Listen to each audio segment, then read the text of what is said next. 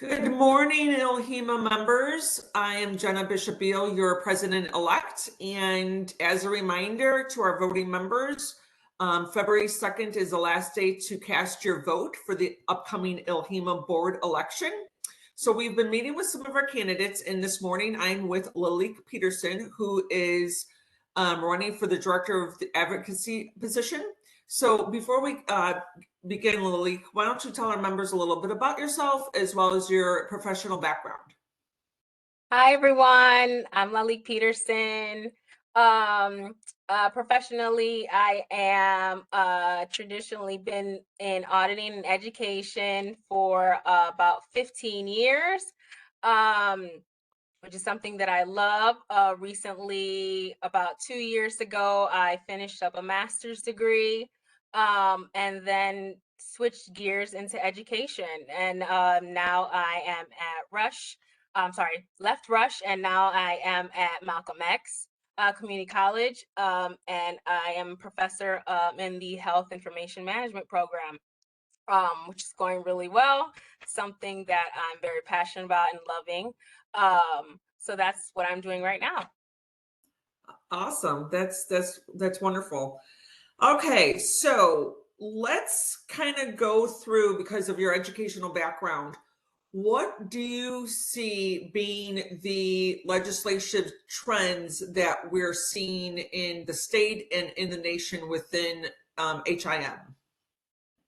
Right now, and what I'm having my students research, and what we're focusing on is looking at, you know, obviously HIPAA, high tech, emerging laws like 21st century cure acts, things that are essential to ensuring compliance, advocacy, um, anything that's necessary to changes that benefit HIM fields, things in that nature. Always top focus, things that I'm seeing right now and are at the top of the game, and always top focus, and constantly what I'm having at the forefront of my students' mind. It's constantly coming up every semester in what I'm seeing. Do you, in your own words, can you describe your understanding of the role of the director of advocacy? For me, I feel like, it play a central role in, advocating for policies that are going to benefit HIM professionals, and ensuring that, these initiatives are going to align with our goals, our vision. Um, and, I'll be approaching responsibilities by staying informed and stay abreast on initiatives, building relationships with, our stakeholders, staying in touch with our members, and in line with what we want and what we see, and being that middle person, right? Effectively communicating the needs and concerns of ILHEMA members, and taking that back to stakeholders, and collaborating with between the two, right?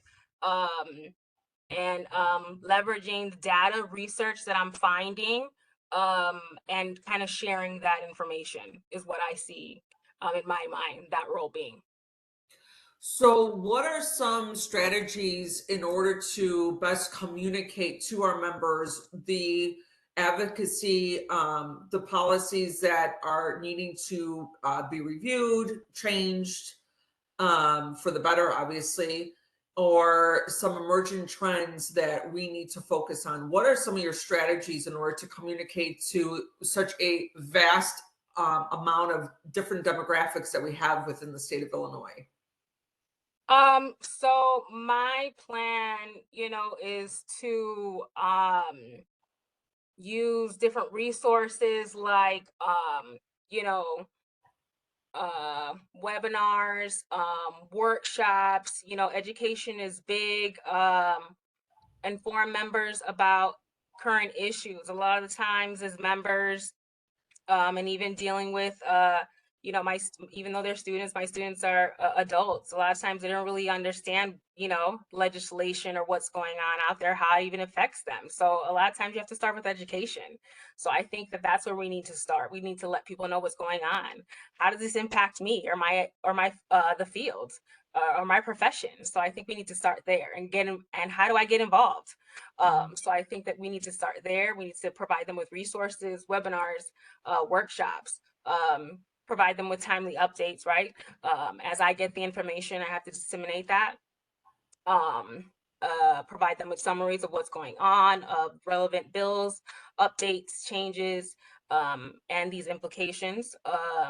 And then also to like create some sort of channel to kind of have that communication and feedback from members. Like maybe create some sort of, I do a lot of surveys in the classroom. Like, how do you feel about this, right? Like a lot of times you get a lot of this information pushed back to you and then you don't have the channels to give it back. Like, this is what I think, or this is how I feel. So maybe surveys, so they can actively participate in the advocacy process and share how they feel about that.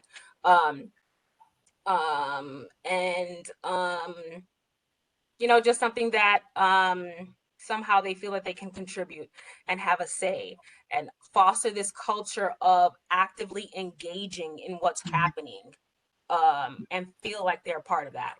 Right. I think that's a really important point, is to get our members to be engaged and to, you know, voice what their concerns are with whatever region that they're in, whether the Chicago Central or Southern region within the state. You know, really voice their concerns. What are they seeing in their day-to-day position? What do you think about artificial intelligence, AI, as an advocacy trend? What are your thoughts? I mean, you know, that's a big ticket, right?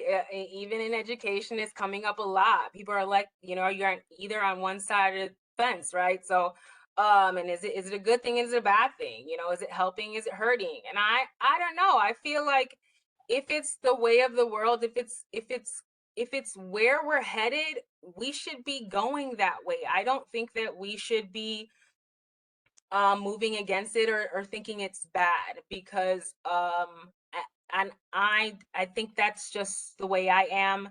If it's the trend, or if that's the way it's going and there's interest, we should be looking to it to see how we could use it to help us and improve the things that we're doing, and to use it for good, and to learn more about it, right? I feel like that in any situation, if it's and new, we should be learning more about it and using it for good and figure out how we can do more with it, instead of just saying Say no, we no. shouldn't use it, and just be like, no, we shouldn't, don't touch it, leave it alone. We can't do that, Right. because what's going to happen, people are going to go to it and then want to use it in the wrong way. So we need to go forward, we need to look at it, we need to figure out how to use it and learn as much as we can about it.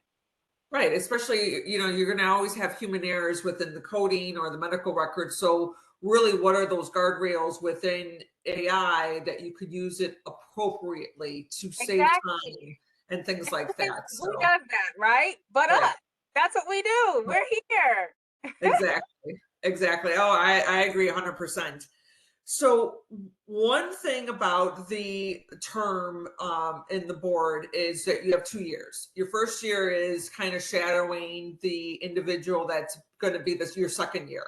So what are big pushes within the board is succession planning. You know, you get off the board and you become either like an advisor, or somebody that, you know, we go out to and say, hey, can you help with our annual conference, or can you help with this, small committee, et cetera.